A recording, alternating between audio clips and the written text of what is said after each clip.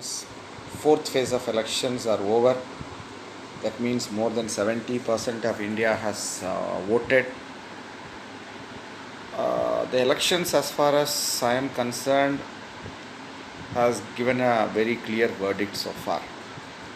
So for me, the direction of the wind is very clear. There is nothing more to know about that. And the only thing to decide is whether the India alliance will get a working majority of its own or not.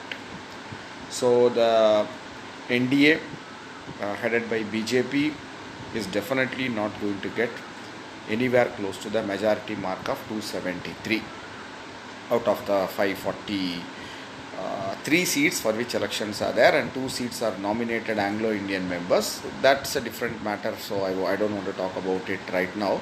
So if it is, yes, Mr. Amit Shah and Mr. Modi could play some game with those 2 Anglo-Indian members post-elections, but because the present president is BJP person, that lady.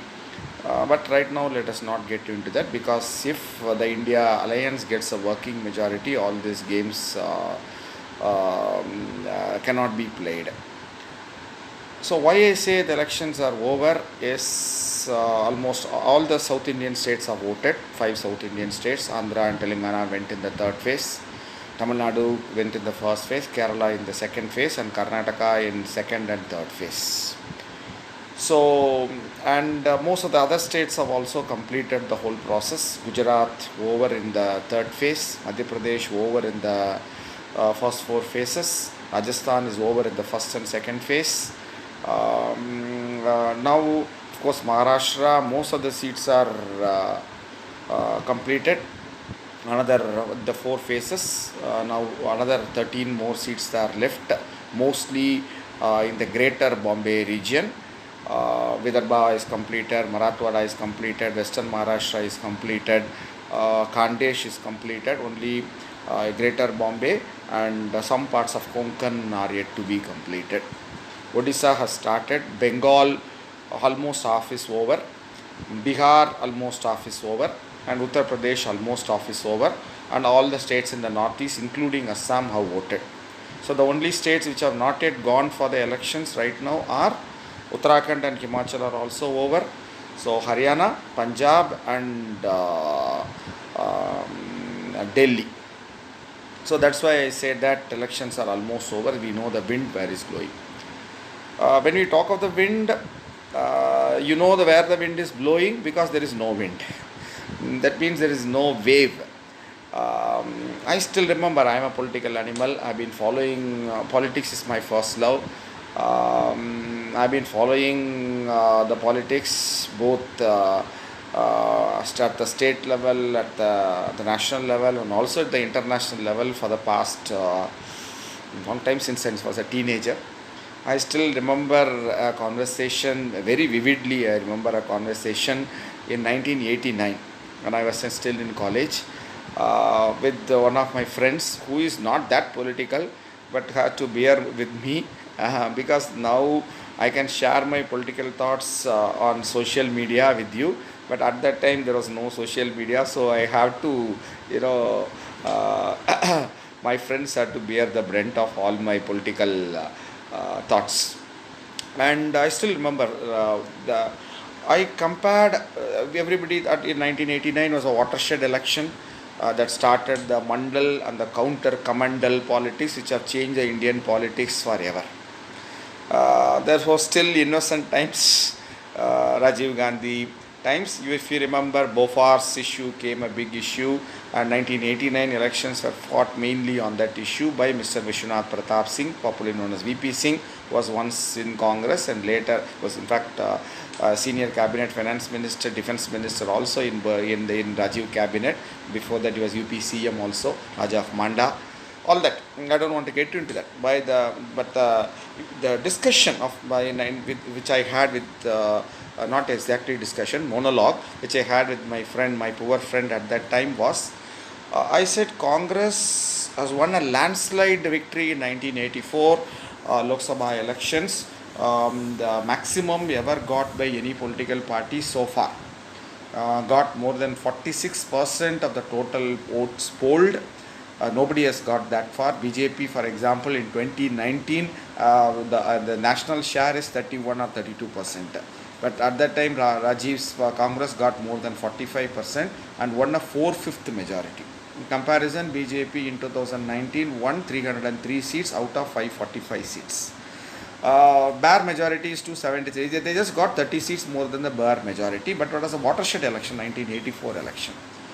So every seat all over India, Congress won by 4 lakh votes, 3 lakh votes, 5 lakh votes and all that out of an electorate of 10 lakh. Around 10 lakh per constituency. Now, because of the population increase, now the average size, voter size in every constituency is 16, 17, 18 lakhs. So in that 10 lakhs, Congress won by a margin of 3-4 lakhs in almost every constituency in India, except in Bengal, where Left Front was still holding fort.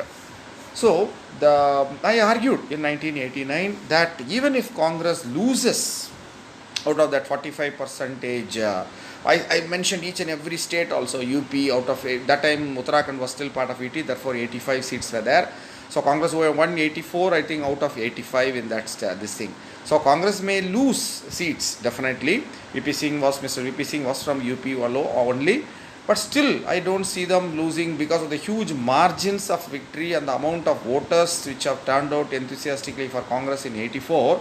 Taking that into account, I said Congress may lose seats, but it won't go down below halfway mark, which out of 85 is somewhere around 42, 43. I said Congress is likely to win 50 seats. Similarly in Bihar also. So but they are going to sweep the south, which I did actually, and Maharashtra also. So comfortable majority will come to Congress, but it won't be that 4/5 majority of 1984. But still Congress will be able to win somewhere close to 300 seats.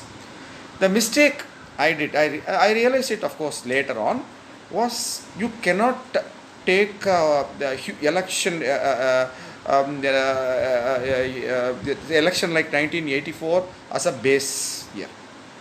The simple reason was that election happened after the assassination of Indira Gandhi. So there was a huge sympathy wave and a nationalistic fervor for Congress and Rajiv Gandhi, who is the son of Indira Gandhi, right? So Indira Gandhi died for the nation, killed by her own bodyguards. So all that happened.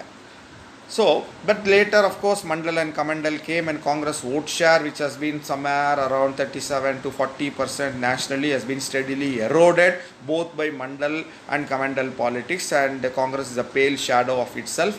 And Indira Gandhi's high command policies have come back to bite Congress in the wrong manner. So in many states they have lost power, and that a different path. The same thing now coming back to the present elections, 2024 elections. We cannot take 2019 as a yardstick because that happened in the backdrop of Pulwama. 2014 we can take, because 2014 there was a huge anti-incumbency after 10 years of UPA Manmohan Singh, Dr. Manmohan Singh rule. There was, a price rise was an issue.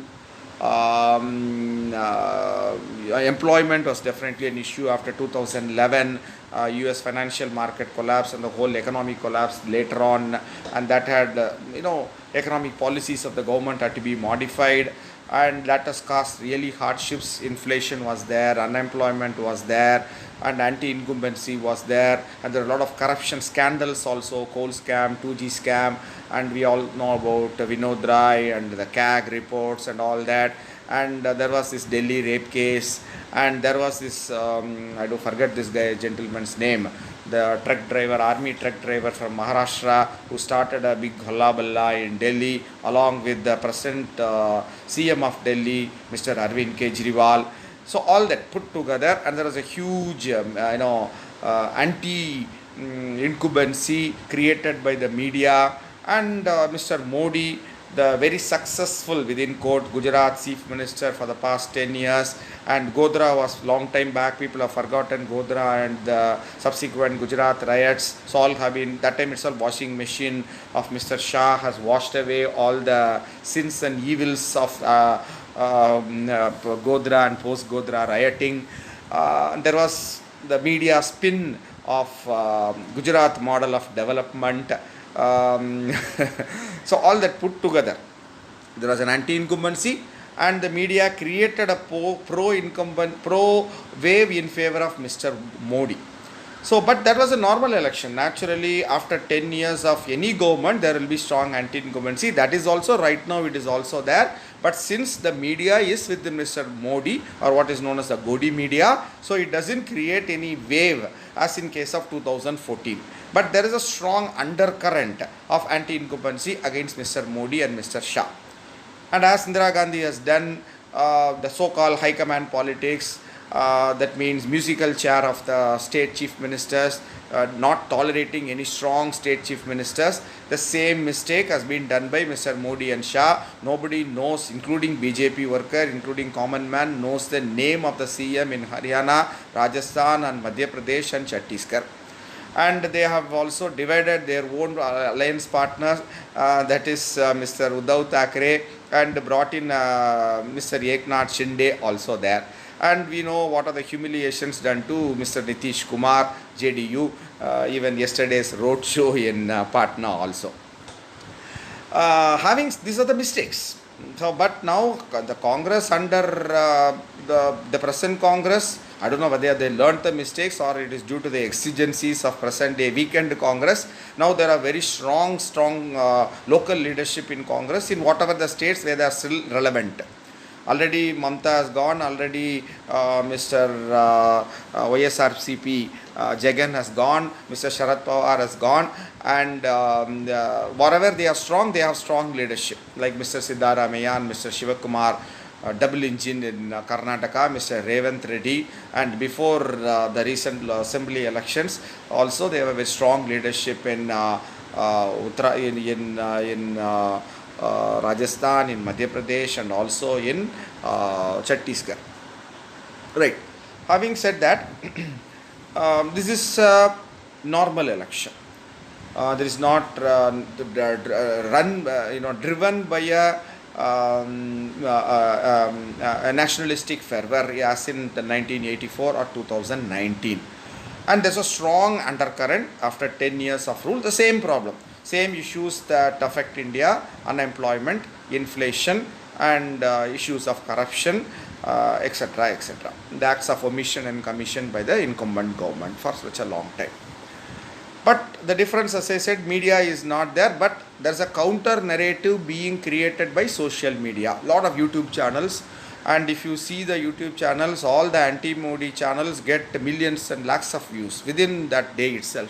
Whereas the pro-Modi channels, Godi media, Mr. Modi has given an interview sometime 3-4 days back to some TV channels, and if you go, yesterday I saw that this thing, they have 72,000 views, including some clippings, 3-4 minutes of Mr. Modi, in which emotionally he talks about how Ganga Maiya in Varanasi has invited him from Gujarat and all that. The total number of viewership of that emotional clip of Mr. Modi was 826 people. You can go and check it out. Maybe I just checked it yesterday. Today they might have more than another 100 people. Maybe you will get around 1,000 people might have. That is the actual viewership of Mr. Modi's interview. Whereas anti-Modi channels are getting huge viewership. That's a counter narrative being created, which was not, social media has come in 2019, but not to this level where almost everybody watches all this YouTube channel videos. Many of channels are in Hindi medium, Hindi language channels itself, giving lot of local news also, with a lot of local flavor also. So the narrative has changed. So now I will just show you my predictions, which I have been updating after every phase of elections. So now after the fourth phase I have updated. So all the states put together, starting from UP, which has the maximum number of state seats, followed by Maharashtra for both for BJP, NDA, and in Andhra Pradesh, which has completed 25, BJP along with Jan Sena, I put 4 seats. Congress 1 seat, the Kadapa seat by Y.S. Sharmila, and 8 seats for Jagan, and 12 seats for TDP. But at TDP I have not included in BJP plus, because there are some people who can who have their own mind. Mr. Chandrababu Naidu is not very comfortable with BJP, and he also gets a lot of minority votes, both Muslim and Christian votes in Andhra Pradesh. So he won't side with BJP after elections. Very likely, particularly if he gets a majority of its own in Andhra Assembly, he does not depend upon Jagan or BJP, then he is likely to support India bloc. And therefore I have not included that in this thing, and overall I have said around 240 seats for NDA, and very close to majority, 273, 268 for India Alliance led by Congress, and 36 for others, which include, as I said, Mr. Jagan's YSRCP and Mr. Chandrababu Naidu's TDP, and other major thing is in Odisha, the BJD led by Mr. Naveen Patnaik. Others are very small, like Telangana, BRS and AAM included. I have given 3 seats. So in Assam, I given 1 seat for Dhubri seat is definitely is going to be going to that local party, Muslim party of the so MIM also will win Hyderabad seat. UP I have given 1 seat to Ms. Mayawati. So like this put together is only 36.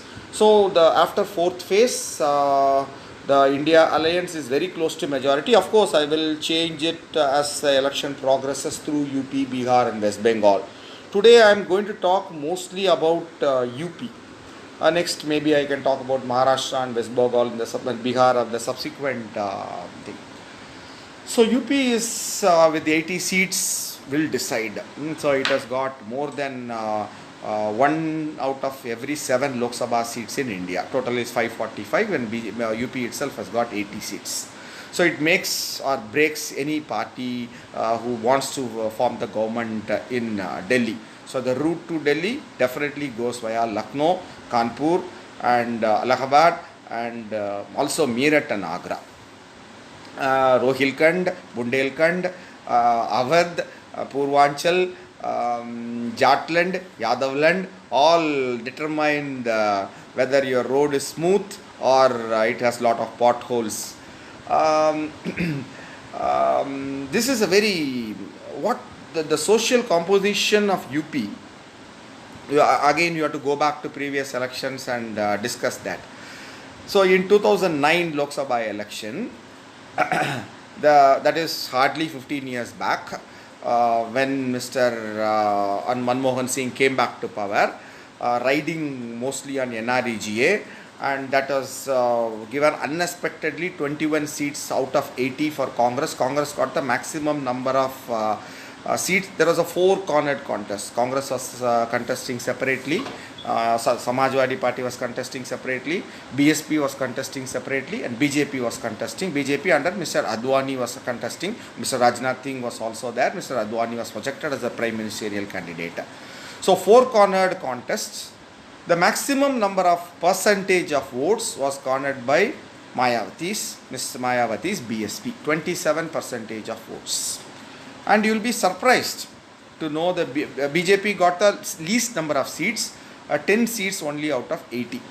Mayawati got around, BSP got around 17, 18 seats. Congress got the maximum number of seats, 21. And what was Congress vote share? It was around 18.5%. BJP got, and what is surprisingly, BJP's vote share only 20%. BJP's vote share was among all the seats. Congress vote share was concentrated in few seats. Therefore, Congress won a lot of seats in which they contested. So, BJP's core vote bank in the 2009 election, Mr. Advani is no small leader. He is credited within court for the destruction of the I don't know whether I can say Babri, whether I will be killed or not, or I have to say the disputed structure at Ayodhya. I don't know that. Whatever it is. So Advani was very tall leader, no doubt he was on his high at that time, and there were very good leaders locally also, like Mr. Rajnath Singh and Mr. Kalyan Singh was also there. Of course, it was before the era of Mr. Modi and Mr. Shah, and definitely Mr. Yogi Adityanath.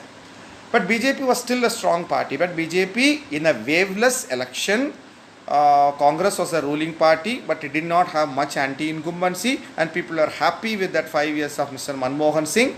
And in that election, BJP won 20% of the vote. BJP's vote share, that's a core vote bank of BJP, is only 17-18% in UP. I'll break it down also for you. Unlike other states in India, Brahmins play a very important role in UP politics. Most of the Brahmins in UP are very poor or at best lower middle class. Most of the constituencies in UP, except in western UP, both in Awadh, central UP and eastern UP, and to a large extent in Bundelkhand, Jhansi, Brahmin population in each of the Lok Sabha constituencies, let's say that if average population is around 16-17 lakh, Muslims will be forming 3 to 3.5 lakh. So the overall percentage, but I said, I've already said that in western UP belt, Meerut, Agra, Shahrampur, Muzaffarnagar belt, it is comparatively low. So overall Brahmins form around 10-11%. And there is around 5% Rajput population, mostly again in the central and eastern UP. Mr. Yogi Adityanath also comes from Rajput family only, from the eastern part of UP. And they are mostly landlords, and they used to have a lot of economic control over the rural parts of the UP. So in the pre-Mandal era, they used to, though with 5% population, most of the Congress chief ministers, including Mr. VP Singh, used to be from Rajput community. Though they also had very strong Brahmin leadership, they used to alternate Congress time, alternate between the, they were both were voting for Congress at that time. Congress used to get Dalit vote and a minority vote also. Congress had a comfortable 40% or 40 to 45% vote share at that time. I am talking about pre-Mandal politics in UP itself. But BJP's vote share, the 11% Brahmins, around 5% Kshatriyas, and around 2.5% Bhumihars. Bhumihars form around 3.5% in Bihar, but in Bihar they have large land ownings. But in eastern UP still Bhumihars are there, but their economic control is not as strong as in Bihar. So, but still they do form around 2.5% of the population in eastern UP. And Kayas form around 1%, and Kayas don't vote for any party en bloc as such. They are not politically that active. But the Vaishya, the Baniya population, what they say, it is also around 2 to 2.5%. Put together, the general community vote in UP is close to 18 to 19%, and BJP gets most of the vote. As I already said, in the pre-Mandal Kamandal era, Congress used to command most of these votes, but they have all shifted to BJP later on in the 90s. And this is a hardcore vote bank of BJP, irrespective of who is the prime ministerial candidate, or Mr. Yogi or Mr. Modi or Mr. Shah. This vote bank will be with BJP. But this was but they got 2009 only 20% vote share, and biggest vote share was with Mayawati. BSP, 27% vote share. BSP's hardcore vote share is again limited to around 11%. Around 22% of the population of UP is 26 percentage population of UP is definitely Dalit population, out of which the strong support base of Ms. Mayawati, who comes from western UP, is the Chamar or Jatav community, which is around half of the Dalit population of 22%, that is around 11%.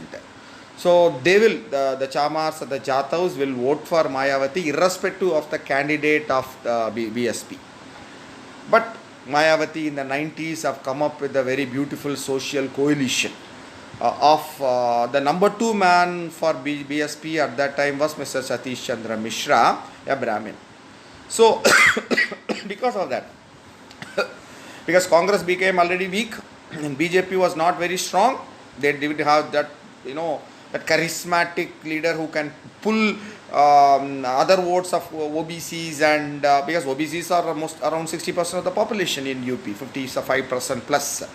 We don't know exactly, because unlike in Bihar, caste census has not yet been done in UP, but still between 55 to 60% is the OBC population there. So they didn't have any strong leader to pull in that extra vote. So a lot of Brahmin votes, if the candidate of BSP is very strong, also used to go to Mayawati. Apart from that, the remaining Dalit vote of 11%, other communities like Dushat, like Pasis, they also vote for BSP, but not as in en bloc like the Chamars or Jatavs. So BSP used to get half of that 11% vote. So 11 plus 5, 16% vote, and some Brahmin vote and some Muslim vote. Because wherever they have a strong candidate, the Muslims used to vote for them, not with the Samajwadi party there. So that is how the social combination, they used to get around 25 to 30% of the vote was BSP. Whereas the Akhilesh, the core constituency is very limited. Yadav vote is only around 9%. Same in Bihar also, only 9 to 10%. But wherever they have a strong candidate, Muslims will also used to vote for them also. So Muslims form around 20%, 21% of the UP population also. So depending upon whether Congress candidate is strong or Samajwadi party is strong or BSP candidate is strong, they will vote for them. That's specific to the constituency who can defeat BJP. So it's very tactical voting used to happen at that time.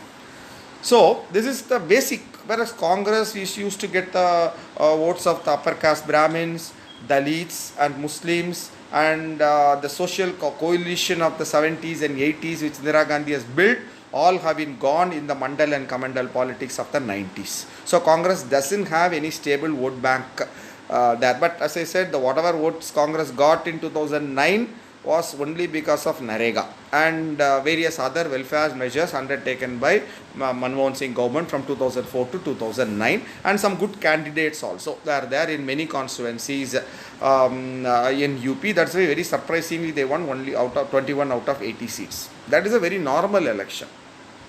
Fast forward 2014. Now we have got Mr. Modi and BJP's vote share surges. Simultaneously, two things happen. One is the slow but steady decline of BSP due to wrong policies of Ms. Mayawati. Secondly, she is also not active. A lot of CBI cases, including Taj corridor case, is also them. Initially, Congress government at the center used to threaten her. Now that has been successfully taken over by Mr. Modi and Mr. Shah. CBI, ED, all those things, etc. are there. And secondly, also falling health of Ms. Mayawati. And many local leaders have been taken over by other parties because of the perceived high-handedness of the BSP leadership. They thought that any candidate they put, their core voters will always back them, which is true. But because of that, they did not give the due importance to the local leaders. Many of them have been poached by BJP or Samajwadi party. So all these factors together started the decline of BSP, particularly the non-Jatav Dalit voters. And at the same time, Samajwadi party, Mulayam Singh Yadav was very careful as long as he was politically active. Again, he was not politically active after 2009 due to his falling health, and he has given his party to Akhilesh, and there was a fight between Akhilesh and Mulayam's brother and all that. Now they are settled. Now Akhilesh is undisputed leader. But as long as Mulayam was there, he used to give importance to non-Yadav OBCs also, which Akhilesh probably as a political novice didn't do it at that time. Now he has realized his mistake since 2022 and has taken a course correction. And BJP has taken advantage of these two factors. The non-Jatav Dalit vote, the core 20% upper caste vote is with them. That is no doubt. That is without Modi also, it has always been there. And Mr. Vajpayee was there, who himself was a Brahmin, and therefore there was a consolidation of that upper caste vote in UP. Mr. Modi, who proclaims himself as an OBC from Gujarat, though he comes from a Bania community, while he was a CM somewhere around 2007-8, then they started planning as a national role for him with Mr. Amit Shah's Chanakyanas. They, through a GO, put Mr. Modi's community, which was before that under general category Bania community, as a OBC community.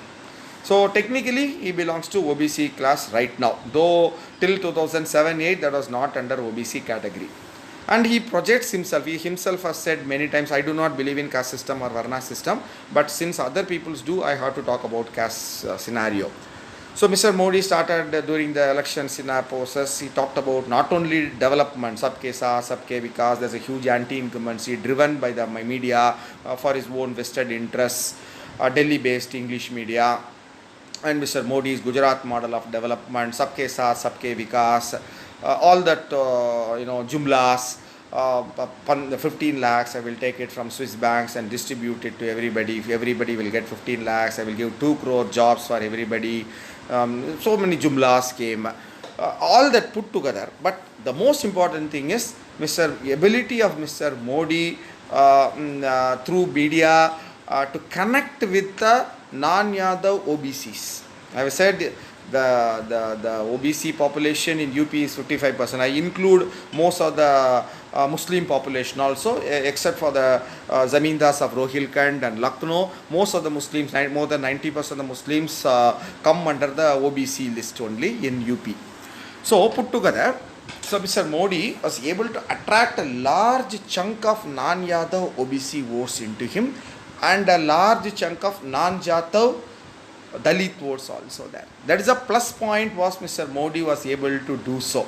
And dramatic increase has happened in 2014 elections in UP, where from 20%, BJP also had alliance with Apna Dal, the Kurmi party in eastern UP and other small community parties there, and it increased to 42% from 20% in 2009 to 42% in 2014, mainly due to Mr. Modi's proclamation that he is a OBC and the somewhat inaction by BSP, which lost some of the non-Jatav Dalit votes, and definitely tactical mistakes by the greenhorn novice Mr. Akhilesh Yadav, and over dependence upon Yadavs, giving more seats to them, and all have driven a huge chunk of population. BJP was able to more than double its vote share, and therefore was able to sweep, because in a tri-cornered contest, even if you win 35% of the vote, you will be able to win majority of the seats. But BJP, along with his allies, 42%, they were able to sweep the whole UP. That brought Mr. Modi as a Prime Minister of India in 2014. As I said, in 2019 was an extraordinary election in the aftermath of nationalism. We will beat Pakistan and this thing, all that. So I don't want to get into all that, how the RDX came and all those things, etc. Let Mr. Satyapal Malik, the then governor of JNK explain, because he was in the thick of things. He knows things. I know only what happens what comes in the media. I don't have any insider information. Right. So whatever it is, BJP's vote share in 2019 because of this nationalism increased to 51.5%. So there is no contest again.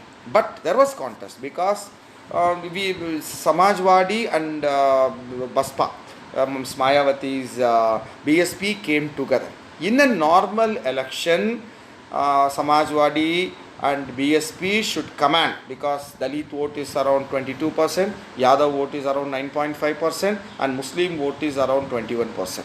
Put together, more than 50% vote is there with Samajwadi BSP alliance. Add with that, they also had the 2% vote of Ajit Singh's, whatever name of the party, Rashtriya Lok Dal. So that is irrelevant. But 50% vote share is there. But they didn't have, because it was an extraordinary election. Whenever many of the Dalit votes did not go to Samaj, because in politics 2 plus 2 is never 4. It can be 3, it can be 5, it can be 7, it can be 10 also, but it can never be 4. So the Samajwadi hard vote bank, Yadav vote bank went to BSP wherever BSP had candidates, but BSP's hardcore Jatav vote bank did not go to Samajwadi party. Plus, lot of places Dalits and Yadavs themselves have voted to BJP candidates because of nationalism. So they ended up with around 38-39% of the votes, and Congress got around 7% of the votes, who contested separately, and Mr. Rahul Gandhi himself lost the election in Amethi, and only Ms. Sonia Gandhi was able to win from Raebareli. Only 1 seat for Congress and 10 seats for BSP and 5 seats for this thing. BJP, along with his ally Apna Dal, was able to win against 64 out of 80 seats. It came down from the level because in 2014 the corner was 3-corner contest, but here in 2019 it was almost a straight contest between BJP on one side and Samajwadi and BSP on the other side. It's Congress only active in 1 or 2 seats. Now this is a waveless election, I said. That itself gives the direction of the wind, but the very, very strong anti-incumbency is there. I've been traveling a lot in the last 3-4 years. 4 years back, let's say 2019, 2020, 2021, just before 2020, after Corona came, nobody was able to travel for 1.5 years or so. People will start like saying, they will criticize some of the policies of Modi, particularly the gas prices, petrol prices, the inflation, but they always with a qualifier. They are always saying, Modi ji अच्छा कर रहे हैं, फिर भी महंगाई तो थोड़ा है. They were afraid to openly criticize. They have to qualify by praising Modi in the beginning and then say, in spite of Modi वो अच्छा काम कर रहे हैं, Modi is doing very good job, price rise is a big problem and is affecting the middle class. But slowly things have been changing post-corona, the way they handle corona, the lockdowns and various other factors there, the Rafale deal and the closeness with the few select group of people, industrialists, crony capitalism, all that put together, slowly the tide has been turning, which I've been able to see. Now people in the last 1.5 years have been openly criticizing Mr. Modi and his policies. So a strong anti-incumbency is there on the ground also, though it is not visible because of the fear of the, unlike Dr. Manmohan Singh, who was supposed to be a soft-mannered, mild-mannered person, we know, many of the people know, politicians themselves are afraid of ED, CBI, we know what happened to Hemant Soren, we know what happened to Mr. Uddhav Thackeray's party, we know what happened to Mr. Sharad Pawar's party, we know what happened to Mr. Arvind Kejriwal, we know what happened to Didi every single day through governor. So we have so many, when you see chief ministers themselves have been arrested, a common man cannot express his thoughts freely. But there's a very, very strong undercurrent is there, which many people on the ground are saying, including probably the India's most famous cephalogist, Mr. Yogendra Yadav, who has been traveling in various parts of India, Rajasthan, Haryana, UP, Bihar. He has been traveling in the last 2-3 months and he has been saying this, what I am saying, he is also saying that. So, but in a waveless election, let's say that around 9-10% of the vote was due to Pulwama.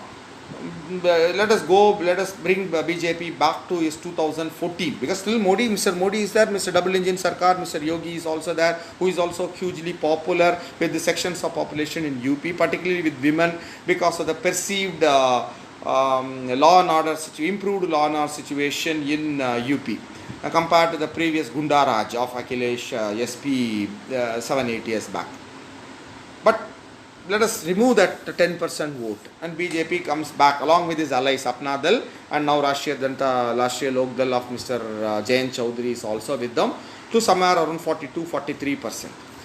Remove 2% vote share for Apna Dal, which is contesting 3 seats, and remove around 1.5% vote share for Mr. Jayant Chaudhary, whose influence is only in 4 constituencies in and around Delhi, Meerut, Bagpat, Mathura, 4 constituencies. So he is contesting only 2 constituencies. So around 1.5%. BJP's vote share comes to somewhere around 39%.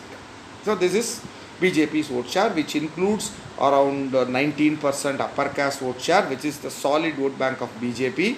That will remain with BJP unless Congress is able to revive itself in UP. That can happen only if Priyanka becomes a state president of Congress and is announced as a chief ministerial candidate of Congress there. Then a large number of Brahmin vote, the Rajput vote will not go there because of the traditional animosity between Rajputs and Brahmins, and as long as Mr. Yogi Adityanath, who himself is a Rajput, is there, Rajput will go to Mr. Brij Bhushan Singh is also there. Forget about wrestlers and all that. Mr. Brij Bhushan Singh himself is a educationist within court and also popular leader, Bahubali in eastern UP, Kaisarganj, Gondad areas. So he is also Rajput. Raja Bhaiya is also there. So there are many strong leaders of Rajput leaders are there, but many Brahmins will gravitate towards Congress. because of connections with Jawaharlal Nehru, Indira Gandhi, and all those things, etc. Kashmiri Pandits, highest Brahmins, and all those things. Mr. Rahul Gandhi himself also said he's a sacred thread wearing Brahmin. Also, BJP criticized him for saying that. Let's not that. But Congress revival can happen only if Ms. Priyanka take over the party and is projected as a chief ministerial candidate in UP. As long as that, the 20%, 19% vote share is BJP. But now this election, since Ms. Mayawati's vote share has been going down steadily from 2009 onwards, now in the 2022 assembly election, which is fought alone, her vote share has slipped below 13%. That means who is voting only for her? The 10-11% Jatav voter, that is very, very committed for her. And apart from that, extra she is getting less than 2% vote. Even Muslims are not voting for her because most of the Muslims in Eastern UP and Western UP have realized that voting for Mayawati is, maybe Akhilesh was successful in driving that message that BSP is a B team of BJP, is indirectly vote for them. So even Muslims are not voting for in large numbers. Yes, if they have a Muslim candidate which is a strong candidate, then they voted for them. Otherwise, and the non-Jatav Dalits are not voting for them. Most of them are voting only for BJP. That will remain so. So let us say that BJP's hard vote bank is 19-20%. I am adding around 8% of the non-Jatav voters are also. So now it comes to somewhere around 28%. But BJP's vote share is around 38%. The remaining 10% is the non-Yadav OBCs, which include Kurmis, which include Pal, which include Tyagis, which include Nishad, which include Malla, which include Kushwahas, which include Sainis. So small communities, 1%, 2% communities, they all vote for BJP because of Mr. Modi, who is being projected as a OBC man there. So now that 28%, if Mayawati revives herself, then the non-Jatav, lot of Dalit votes will again go back to BSP, but it is not happening on the ground, and Ms. Mayawati also has been increasing age and failing health and facing so many allegations. This is not going to happen. BSP is almost finished politically, I am saying. Whereas therefore Mr. Akhilesh has tactically, but now Congress is with him. Congress got in the last 2019 around 7% vote share in the Lok Sabha election, whereas in the 2022 assembly election, Congress vote share was 2.3%. But in the Lok Sabha election, Congress vote share will increase, around 5%. Let's say around Congress brings him 5%. And more importantly, Muslim vote is solidified behind him because of Congress alliance. So that is Muslims plus Yadavs, 21% plus 9%, 30%. And that is solidly behind from Akhilesh. But still BJP is 38%, and with Apna Dal and with Mr. Jayant Chaudhary, they are 42%. Still there is a huge gap.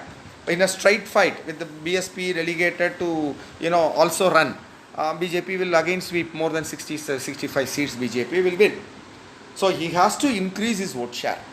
So for that, he has brought in this time, he has given 17 seats to Congress, which is too much for Congress. In many places, Congress did not have any good candidates at all. Like, for example, in Mathura, if they put a good candidate, Malini should have definitely lost because of the huge anti-incumbency against her. But Congress has a weak candidate. Even in Kanpur, they have a very weak candidate. So I don't want to get into that. So 17 seats to Congress and 63 is contesting on his own. Out of that, he is giving only 5 seats to Yadavs, all his family members. 4 already have gone in the first 4 phases. Only one Azamgarh is left, and only 5 seats to Muslims.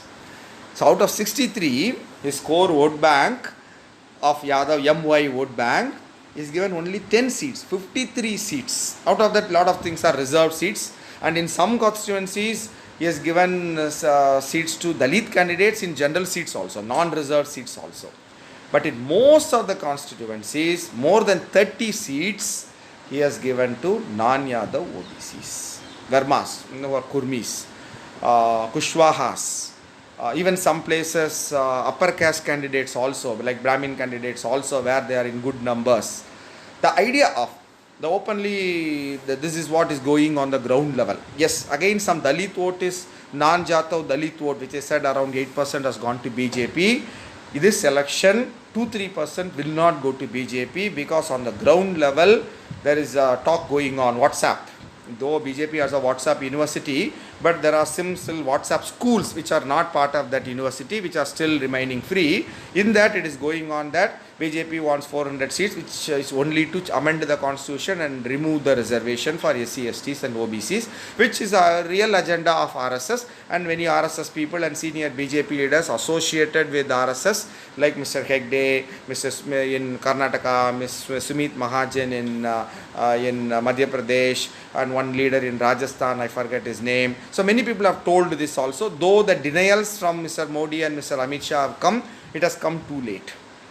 Many Dalits believe that the constitution and reservation benefits will be removed if BJP is that Jumla. Even BJP knew that they cannot get 400 even before the beginning of the elections. So this is very key, that the 2-3% vote they are losing both in UP and Bihar. The non-Jatav Dalit vote in UP. In Bihar the situation is very different, so I will discuss it separately. So BJP's vote share now comes down to another, from 38 to 35, but with the allies they are still around 39%. And Akhilesh core vote bank, Yabwai vote bank is only 30%. Add to that, lot of people, BJP hard voters, are not voting. We know that for sure. In UP, this election, around 5 to 6% less voting has taken place. Mostly in the cities which are stronghold of BJP and upper caste, upper class, urban upper caste, upper class vote bank. Not only that, come to West UP, Rajputs are angry, though, because there is another undercurrent which is going. Just the way Mr. Modi has cut to size Vasundhara Raje or Mr. Shivraj Singh Chauhan, who were leaders of BJP much before Mr. Modi became the Prime Minister, or Mr. Raman Singh or Mr. Khattar. So there is a talk going on in UP on the ground that Mr. Yogi Adityanath will also be removed as CM of UP if BJP comes back to Mr. Modi becomes Prime Minister for the third time. And a lot of Rajputs are angry because of this, because Mr. Yogi Adityanath is a Rajput, and also because of the very untimely and unfortunate remarks made by one BJP central minister in Gujarat, I think Mr. Rupala or something, whose candidature was not cancelled. The Kshatriyas wanted to remove his candidature from one of the Saurashtra, I think Jamnagar constituency, which BJP did not do so. Therefore, that anger was also there. There is anger among Dalits, there is anger among Rajputs, and there is anger among another small OBC communities called Tyagi. I don't want to get into this thing there. And there is anger. BJP wanted to consolidate Jat votes. Jat votes have been consolidated behind BJP in 2000 from 2014-13 onwards, because of Muzaffarnagar riots. Because Muzaffarnagar riots essentially was a fight between Jats and Muslims. Jat vote they used to get around 60-65% in Western UP, but now because of Mr. Jayant Chaudhary changing over in the last minute, BJP will get around 80-85% of the Jat vote. But still, they will be losing around 20% of the Jat vote because of the farmers' protest. Jats are farmers, and Jats in Haryana are now dead against BJP. Jats in northern part of Rajasthan, where they control 7-8 Nagaur belt, Junjunu, Sikar belt, they are completely against BJP. So, but therefore some impact is also there on Western UP, so BJP will not be able to get the complete Jat vote. But Akhilesh has given lots and lots of seats, as I said, around 30-35 seats to non-Yadav, non-Muslim OBC communities. So I don't know how far this is going to translate on the ground. Of course, add to this Agniveer, anti-incumbency and all that, lesser voting percentage, which is clearly against BJP, the silent voter, particularly the rural voter, the small OBC, lot of floating voters used to vote for BJP in 2014, for development in 2014 and for nationalism. Pulwama in 2019, that floating voters are also not coming to BJP. So essentially, because of BSP not being strong, it has essentially become a straight contest, except in few constituencies, maybe not more than 3-4 constituencies out of 80, where there are the three-way contests. In almost, that is also not due to BSP. Mr. Chandrasekhar Azad Ravan is fighting, in Western UP, near Sahrampur, what is that constituency? Not Nagina. That constituency he has fought well. The third phase I am talking about. So BSP is not there in not more than 3-4 constituencies. So anybody in a straight contest who can reach around 40% vote share, let's say 40% votes for both for BJP and his allies, and also for the India allies, with around 10-11% for BSP and around 3-4% for Nota. Because in UP and Bihar, Nota is around 3-4% in the last 2 elections, and another 3-4% for the independents. So now 40-40 is a big fight. So could again, 40, it difference upon the constituencies. What is very clear, BJP last time won most of the seats in UP by huge margin, 3 lakhs, 4 lakhs. Those margins are not there at all this time.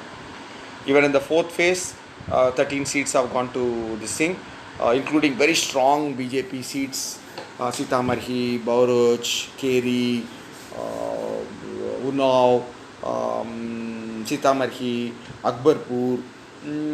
There's a contest almost in every constituency, where the idea of Mr. Akhilesh Yadav is very simple. MY combination, 30% vote bank is there. Of course, in few seats it could be 40, in few seats it could be 25. On an average, 30% vote bank throughout non-Western UP, because non-Western UP Yadavs are not there. So they are only Jats and Muslims plus Dalits are there. So his idea is that his non-Yadav OBC candidates should get around 30-40% of their own community votes. For example, if he has put a Kurmi in Keri against Mr. Teni Mishra, the infamous his son, all that, people remember all that thing against the farmers and all that.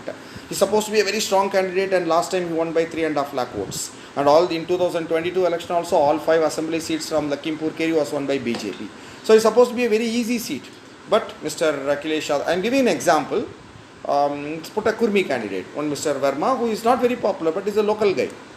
So if Mr. Kurmis are around 3 lakhs there in Lakhimpur Keri, if he can take around 30-40% of that vote and add up with the hardcore vote bank of Mr. Mulayam Singh Yadav, which is being solidified because of Mr. Congress is also there. And Congress is getting a lot of even Brahmin votes also. Because Brahmins probably will not vote for some Samajwadi party, but wherever Congress candidates, even weak candidates are there, like in Kanpur, Congress is fighting because various factors. Brahmins are also, some areas they are voting for Congress. So the idea is only to get 30-40% of the non-Yadav OBC votes through their candidates. If that happens, BJP is in for a very big shock in UP. Their number of seats will go down below 40 out of 80. But if their maximum they can get is around 50. That's what I think at this present moment, because of the various factors. There is no Modi wave, Har Har Modi, that is not there. Core vote bank is there. They are very visible. BJP upper class, upper caste, urban voters, English speaking voters, very voluble, very much present. Of course, Godi media will also there. But the Samajwadi voters are not that. The small non-Yadav, Yadavs are aggressive. Muslims are pretty defensive. They don't say anything. But non-Yadav OBCs, Dalits are very, very silent. How much Dalit votes are coming to Samajwadi because of this fear of changing the reservation and constitution? We don't know. It could be 3%, it could be 2%, it could be 4%, it could vary among the constituencies depending upon the candidates. Now candidates becomes very important in a waveless election. Now Bihar and UP are now like 2014.